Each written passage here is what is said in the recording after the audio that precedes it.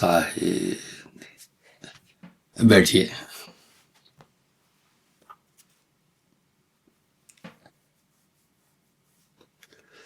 जीवत मरे, जीवत मरे, मरे पुन जीवे।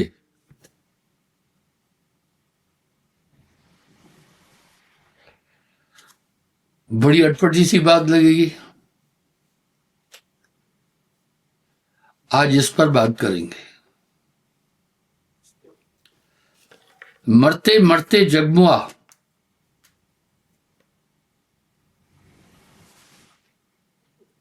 भाई मरते मरते जगमुआ, मरण न जाना कोई, ऐसी मरनी ना मरा जो बहुर न मरना होए। निसंदेह ये वाणी अटपटी लगेगी। क्या मामला है? जीवत मरिए भोजल तरिए, जा मरने से जग डरे, मेरे मन आनंद। जा मरने से जग डरे, मेरे मन आनंद। कब मरहूं कब पाऊं पूर्ण परमानंद। इस जीवत मरिए भोजल तरिए पर बहुत शब्द है, जल्दी कोई नहीं जानता। पहले हम दिखाते हैं आत्मा और शरीर की गठान कहां है।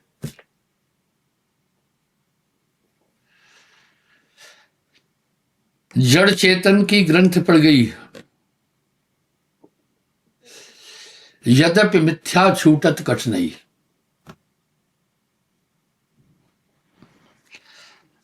हमें यह देखना होगा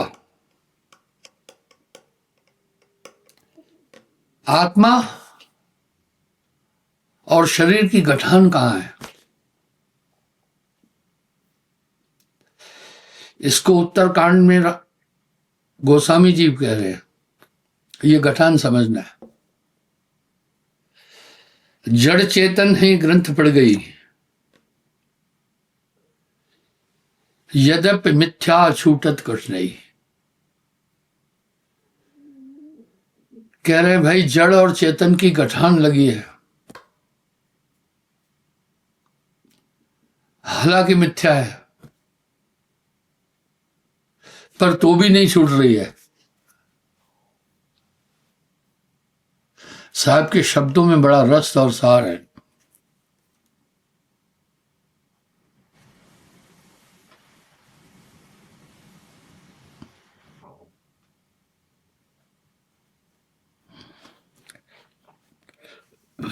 जीवत मरे, मरे पुन जीवे। थोड़ा सा देखते हैं इस जड़ चेतन की ग्रंथि कैसे है। पहली बात, जड़ और चेतन की गठान हो ही नहीं सकती है।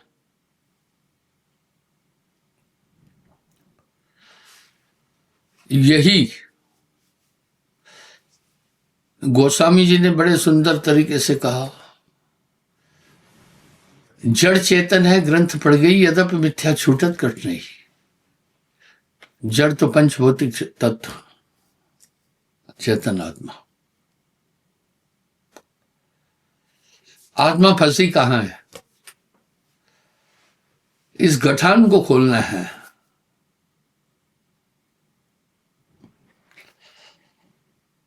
लोगों ने सुमरण को मखोल समझा है। आज इस गठान पर आएंगे हम। जरूर आत्मा बंधी है, ये तो हम सब जानते हैं, पर सवाल उठा आत्मा कैसे बंधी है। हम बंधन को खूब जानते हैं,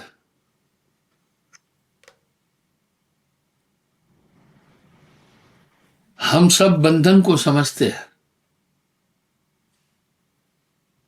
भाई घर में पशु बांधते हैं, गांठ लगाते हैं। लकड़हारा लकड़ी काट के आता है तो उसको भी गांठ लगाता है रस्सी से।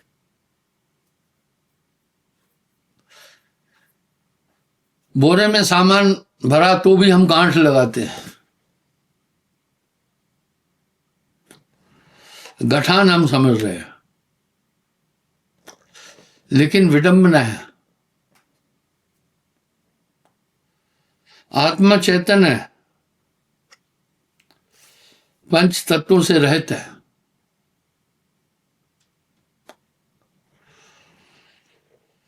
फिर इसको गठान कैसे लग गई है? उत्तरकांड में गोस्वामी जी इस गठान का उल्लेख कर रहे हैं। जड़ चेतन है, ग्रंथ पड़ गई। ग्रंथ गठान को कहते हैं। यद्यपि मिथ्या, हालांकि ये गठान झूठी है,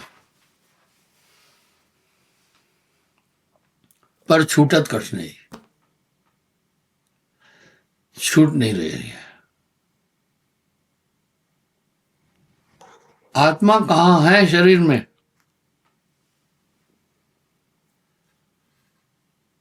ताकि हम आत्मा को समझ सके। आत्मा पूरे शरीर में रम रही है।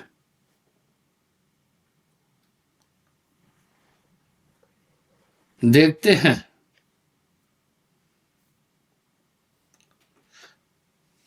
ये गांठ पवन की है। जड़ चेतन, जड़ है पंच तत्व, शरीर पांच तत्व, चेतन आत्मा। आत्मा है चेतन, जड़ नहीं है। इनकी गठान पड़ गई। यद्यपि मिथ्या, हालांकि ये झूठी गठान है। छूटत कठ नहीं।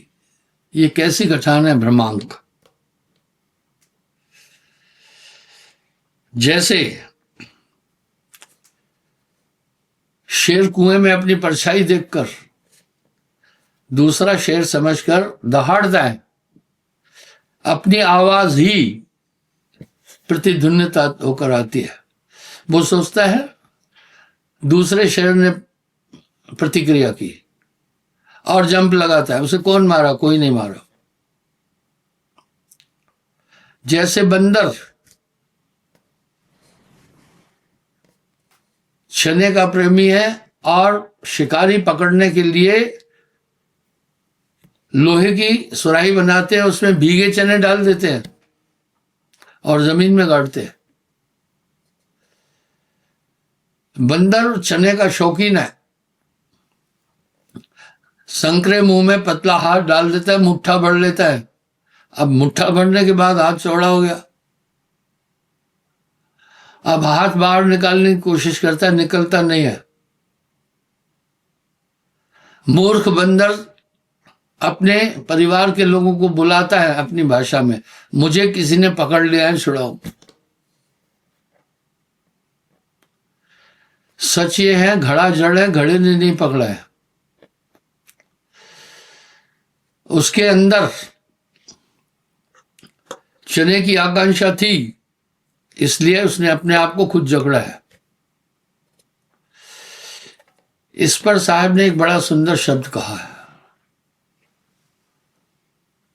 आपो आप ही बंध लो। इस आत्मा ने अपने आप को आप ही बांध लिया है। चलो हम गठान देखते हैं जड़ चेतन की। इसी के बहाने आज मैं सुमरण पर, थोड़ी सुमरण की सार्थकता पर बात करूंगा।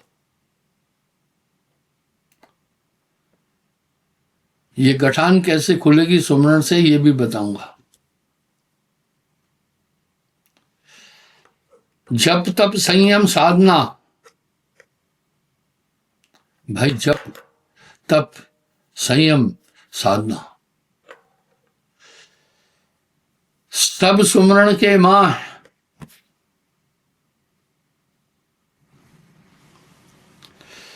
कबीर जाने संत जन, सुमरण समकषणा। मेरे पास भी एक सज्जन आया, बोला आप दुनिया को कहते नाम जपो, तोते की तरह नाम जपने से क्या आदमी मोक्ष को पाएगा? भगवान खुश हो जाएगा?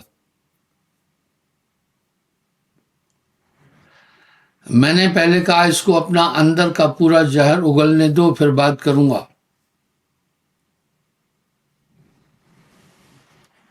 मैंने कहा सुनो, ये सुमरण प्रभु को खुश करने के लिए नहीं कर रहे हैं।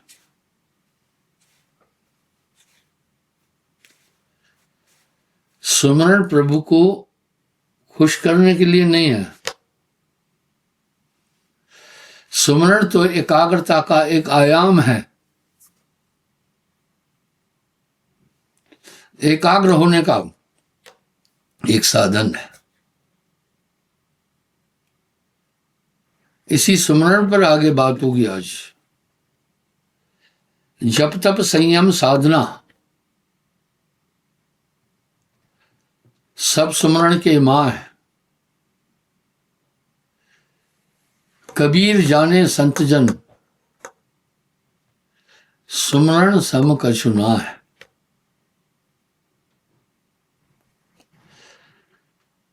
जप तप संयम साधना सब सुमरण में आ जाती है। सीधी बात है। हमें सुमरण की महत्ता जाननी होगी और गठान जरूर देखनी है।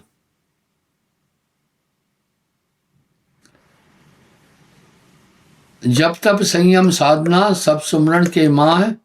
कबीर जाने संत जन, सुमरण सम कछु नाहि।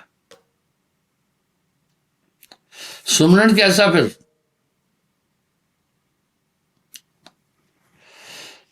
एक आदमी मुझसे दीक्षा लिया। उसने मुझे कहा महाराज मैं पहले 5-5 हजार नाम जपता था,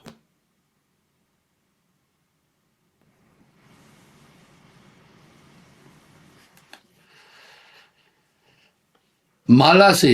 आप मुझे एक परमिशन दे दो कि माला से सुमरण करूं। आप मेरी बात ध्यान से सुनना।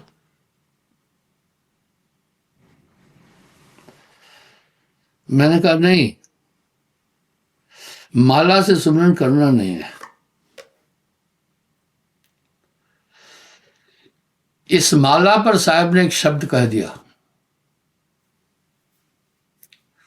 माला मोह से लड़ पड़ी। माला मोह से लड़ पड़ी, का फेरत है मोह।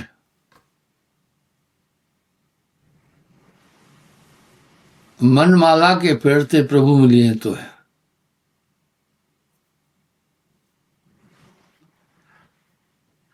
आगे क्या होता है? माला से आप एकाग्र नहीं हो सकते। सुमरण एकाग्रता की कुंजी है।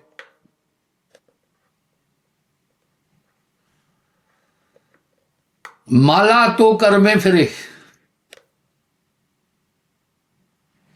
कर हाथ को कहते हैं।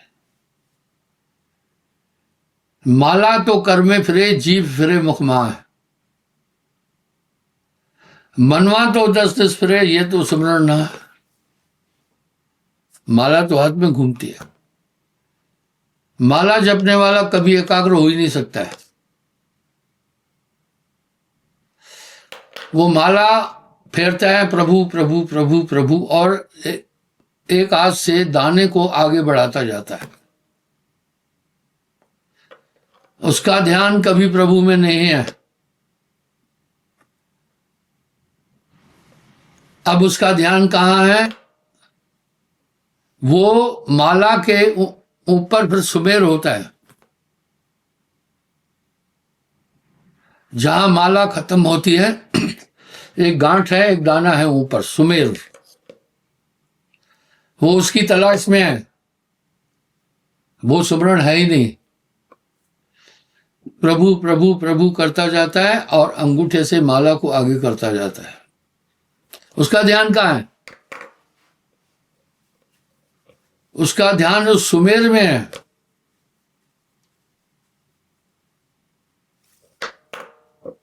उसका ध्यान सुमेर में है, सुमेर में।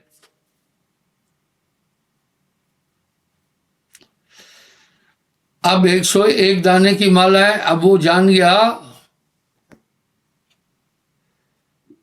वो गिनती कर रहा है सिर्फ, उसका ध्यान प्रभु में नहीं है। वो केवल गिनती कर रहा है। माला को अंगूठे से घुमाता जा रहा है, दाने को। और चित्त कहाँ है? चित्त है कि अभी 4 माला घुमाई है, 400 नाम हो गए। उसका ध्यान प्रभु में है कहाँ? जब सुमेर आ जाता है, जो ऊपर वाला दाना है गठान के साथ, तो जान जाता है 100 नाम हो गए। अब वो बैठे बैठे परेशान है कब 1000 नाम पूरे हो जाए।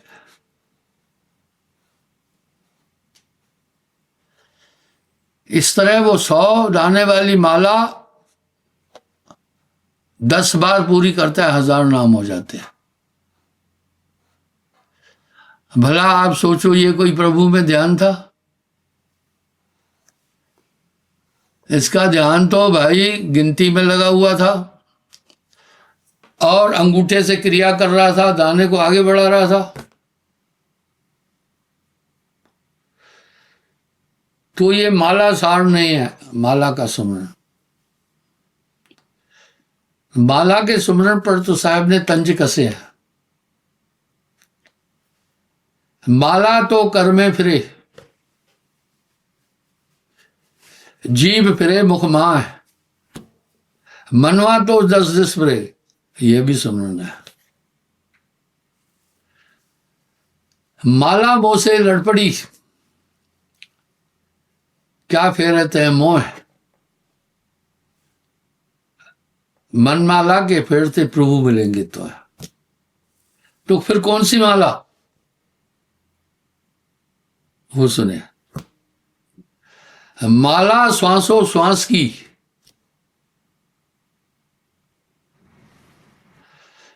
माला श्वासों श्वास की, जामे गांठ नमेर।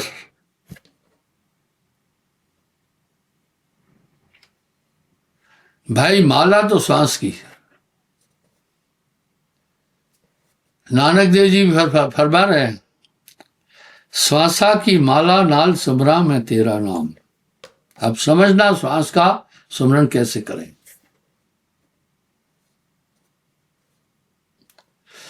श्वास श्वास जो सुमरता,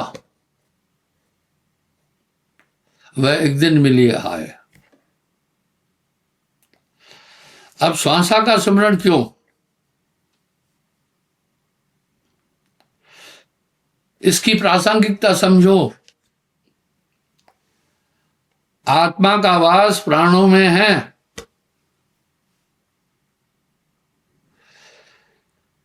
इसलिए जब कोई मर जाता है तो कहते हैं भाई यमराज इसके प्राण निकाल कर ले गया।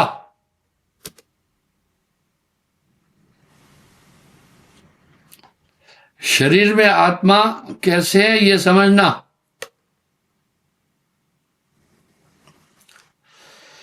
ये तो वेद में भी है। 7 चक्रों का उल्लेख कर रहा हूं। पहले मूलाधार चक्र बुधा स्थान पर, जहां गणेश जी और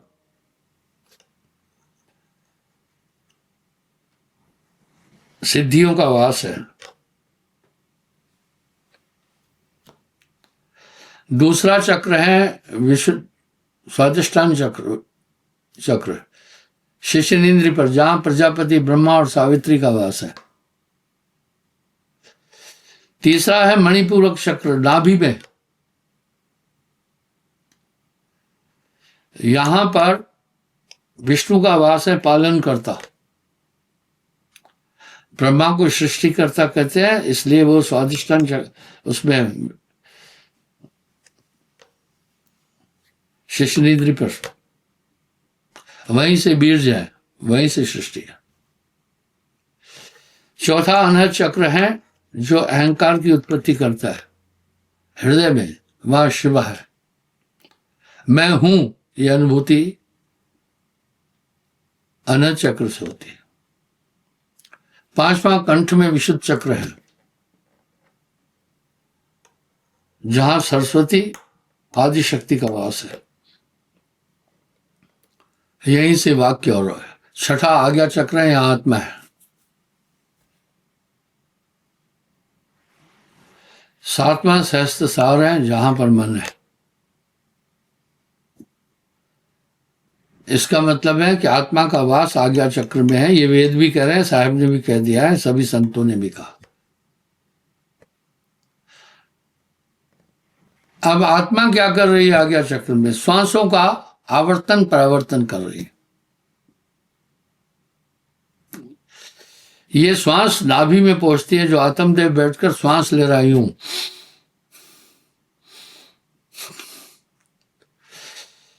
नाभि चक्र में श्वास पहुंचने के बाद ये 10 वायुओं में बदल जाती है। अपान, समान, उदान, प्राण, सर्वतन, व्यान, देवतक, किरकिल, नाग, धनंजय, सबल। इसी से शरीर चल रहा है। इसलिए 5 महाप्राण है, 5 उपप्राण है, और मुख्य प्राण हृदय में है। वो हार्ट बीट हो रहा है, जिससे ब्लड मस्तिष्क तक जा रहा है। जीव हृदय, इसका मतलब है कि आत्मा का वास हृदय क्षेत्र में है, और पूरे शरीर में ये 9 नाड़ियों में वायु घूमती है। शरीर का संचालन इस विधि से होता है।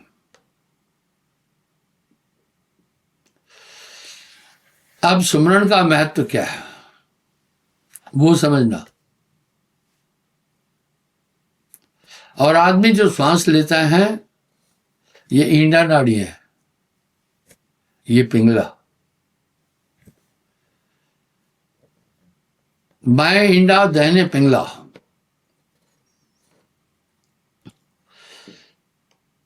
ईंडा नाड़ी को चंद्र नाड़ी कहते, शांत होती है,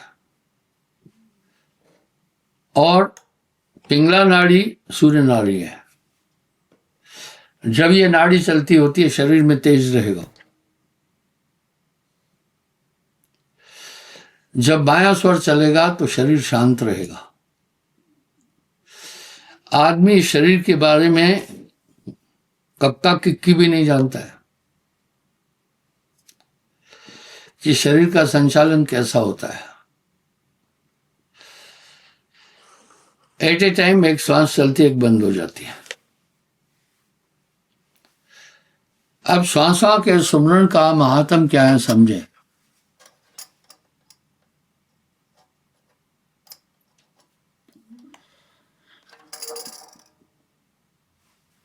खेल ब्रह्मांड का पिंड में देखिया, जगत की भ्रमणा दूर भागी। गठान आपको दिखा रहा हूं मैं।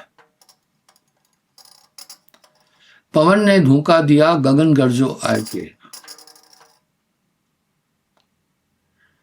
इसलिए आत्मा प्राणों में है।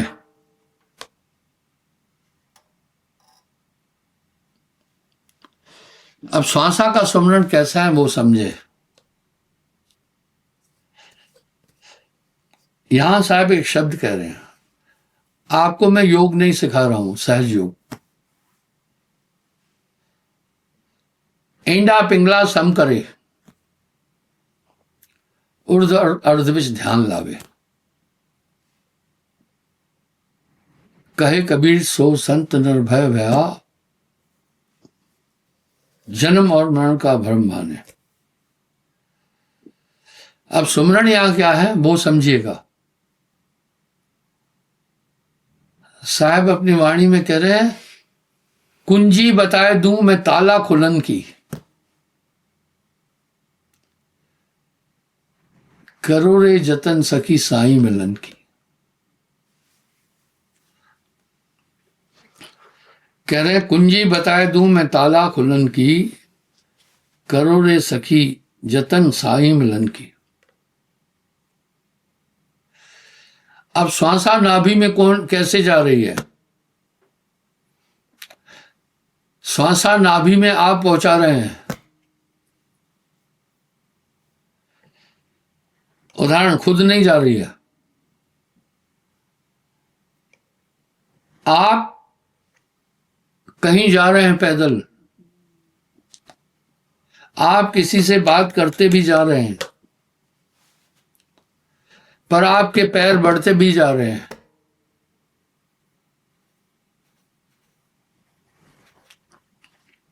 आपके पैर बढ़ते जा, पैर खुद बढ़ेगा?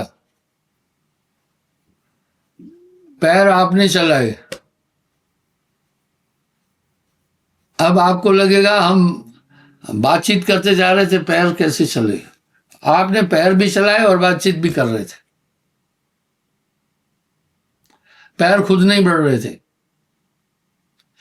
इसी तरह श्वास आप ले रहे हैं, सब काम भी कर रहे हैं,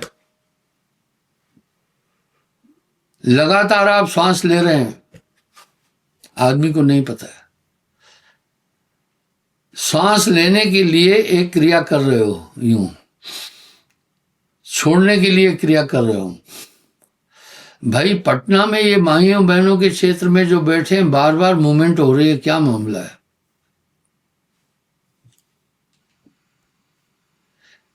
जब से मैं बैठा हूं तब से देख रहा हूं, आवाज आई शुरू है। शांत बैठे ना,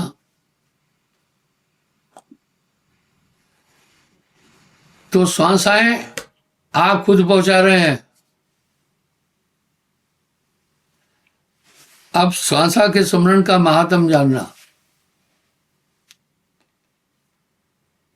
सूरत के दंड से घेर मन पवन को,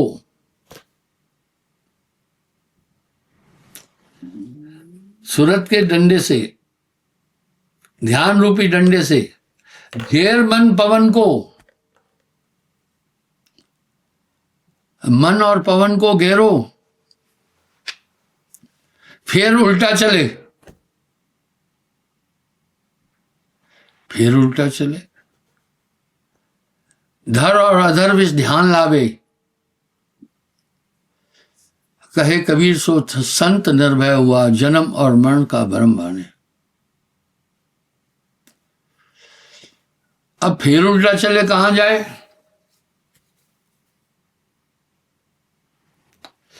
शून्य में। ये शून्य क्या है?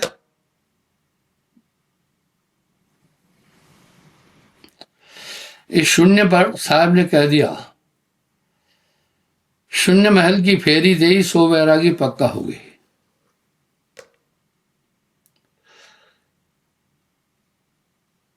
यानी तन थिर मन थिर वचन थिर सुरत निरत थिर होए, कहे कबीर उस पल्क को कल्प न पावे कोय। शून्य में कैसे जाए? आप लेटे हैं तो भी काम कर रहे हैं, क्रिया चल रही है, बैठे हैं तो भी काम कर रहे हैं। आप बैठे हैं भाई, आप बैठे हुए हैं तो कुछ कर रहे हैं, नहीं कर रहे हैं? चलो मैं जानना चाहता हूं, कोई सज्जन बताए बैठे हुए क्या कर रहे हो? कोई भी बोले, कोई नहीं बोलेगा। आपने शरीर को स्टैंड रखा हुआ है ताकत से, आपने शरीर को तान कर रखा है, नहीं तो गिर जाना था आपका शरीर। आप लेटे हैं तो भी आप कुछ कर रहे हैं, आप खड़े हैं तो भी कुछ कर रहे हैं। यानी क्रिया तो लेटे बैठे चलते फिरते हो ही रही है। शून्य का कहते हैं, पवन को पलटकर शून्य में घर किया। यानी जितनी भी क्रियाएं हैं, क्रियाओं का आधार है पवन, प्राण। मैंने मुट्ठी बंद कर दी, ये प्राणों की ताकत से की। 10 प्राणों पर मैं हमेशा बोल रहा हूं, मैं आपको योग नहीं बता रहा हूं। अब जीवत मरना कैसे है? साहब क्या कर रहे हैं? जीवित मरे, मरे पुन जीवे। वाह, आदमी भ्रमित हो जाएगा। जब आपने पवन को कैसे ऊपर लिया, सुमरन से कैसे लिया, गुरु युक्ति बताया, आपके पास एक ताकत दी।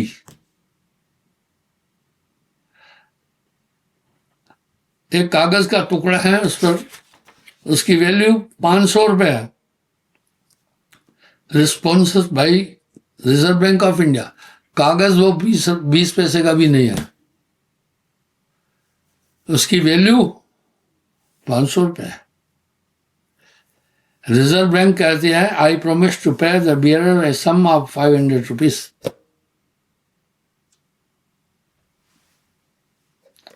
इसी तरह गुरु एक पूर्ण गुरु द्वारा प्राप्त नाम हो। नकली नोट रखने वाला, उसको धारक को अमाउंट नहीं मिलेगा, इसलिए एक पूर्ण गुरु से नाम प्राप्त होगा। वो आपको एक ऊर्जा देगा, वो सजीव है। अब श्वास जब ऊपर पलट दिया, इंडा पिंगला खुल गई। श्वास को कैसे पकड़ लिया? सूरत के दंड से घेर मन पवन को। जब आप स्मरण कर रहे हैं तो फिर आप एक क्षण भी आपका ध्यान कहीं नहीं जाए। इसलिए स्मरण तो एकाग्र होने का आयाम है। धीरे धीरे ये श्वास इंडा पिंगला लय हो जाएगी, मध्य की नाड़ी सुषुम्ना ऑटोमेटिक खुलेंगी। इसी को कह रहे हैं, सुखमन सुन्न सुरत महलो नब, आया अजर अकीदा, दादू दरगदीदार रिये में पाया खुद खुदी का। अब जब साधक यानी स्मरण किया गुरु के नाम द्वारा, तो पूरी पवन शरीर की समेट कर, पर ऐसे नहीं। पवन कैसे एकाग्र किया? सुरत के दंड से, सुरत रूपी डंडे से घेर मन पवन को, पवन को घेर लो। अब मैं कुंभक रेचक पूर्वक क्रियाएं नहीं बोल रहा हूं, सहज मार्ग बोल रहा हूं। सुरत रूपी डंडे से ध्यान को, ध्यान से श्वास को पकड़ना। श्वास सुरत एक डोरी लाए। जैसे जैसे आपकी श्वास इधर नहीं जाएगी, अब ऊपर चलेगी। इस पर पलटू साहब ने भी कहा, अरे हाँ रे पलटू, ज्ञान भूमि के बीच चलता है उल्टी श्वासा। लेकिन उस समय मन का काम होगा आपके ध्यान को हटा देना। जब ध्यान को हटा देंगे तो आपकी श्वास नाभि में आ जाएगी। आपने देखा है कई कई जगहों पर नदी का स्तर नीचे है। उदाहरण के लिए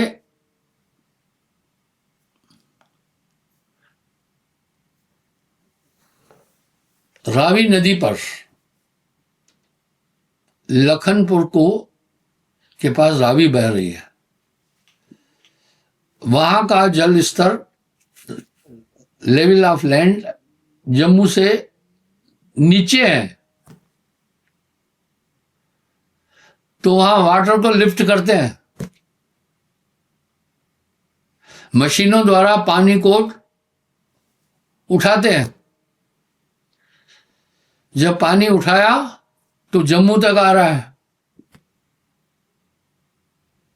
रावी का पानी जम्मू से आ रहा है, जबकि रावी जहां बह रही है वो जल स्तर जम्मू की जमीन से नीचे है। पर लिफ्ट किया। इसी तरह श्वासा को लिफ्ट करना है। श्वास सुरत की डोरी लाए, किससे? ध्यान से। अब धीरे धीरे पूरा शरीर शून्य होता जाएगा। शरीर कैसे शून्य हो जाएगा? जैसे लाइट चली जाती है तो बल्ब धीरे धीरे टिमटिमा करके विद इन 1-2 सेकंड में बंद हो जाता है। यहां साहब कह रहे हैं पवन को पलटकर शून्य में घर किया। अरे हारे पलटू ज्ञान भूमि के बीच चलते हैं उल्टी श्वासा। अब उस समय आदमी को वहम हो जाता है, डरता है। आपने आंख बंद किया है तभी भी पता है कि आपका हाथ कहाँ है।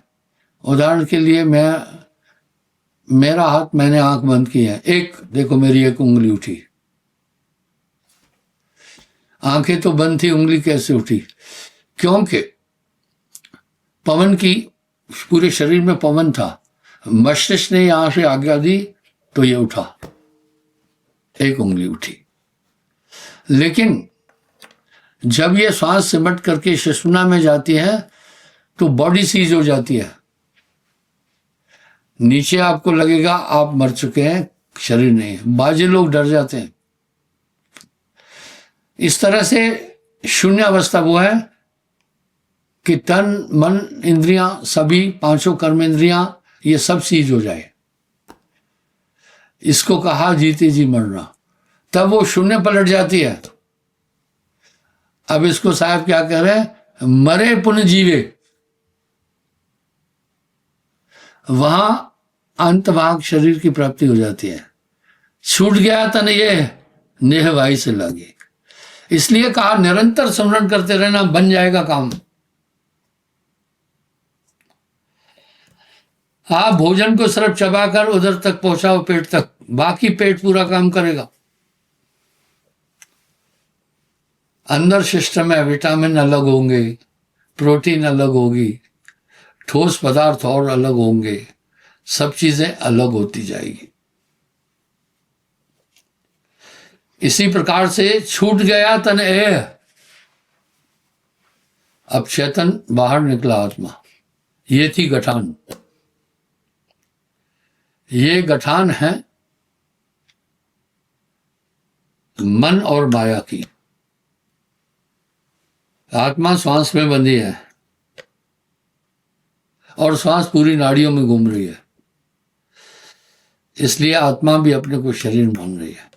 मुख्य प्राण हृदय में है। अब आत्मा ने अपना निवास मस्तिष्क से हृदय में भी कर दिया। इस तरह छूट गया तन ए नेहवाई से लागी। और अब सुमरन का क्या महत्व है? अगर गुरु के द्वारा दिया हुआ सार नाम जप रहे हैं तो कोई कल्पना नहीं आएगी, इच्छा नहीं आएगी, आकृति नहीं आएगी, कोई रूप नहीं आएगा। रूप आएगा चित्त एक्टिव हो जाएगा, बस। तहां सहजो साथ सुखी कहे लागी शून्य समाध। इस प्रकार से वो फिर एक आगे साहब क्या कह रहे हैं? कायाधर काया का बोधे, इस काया को बोधना।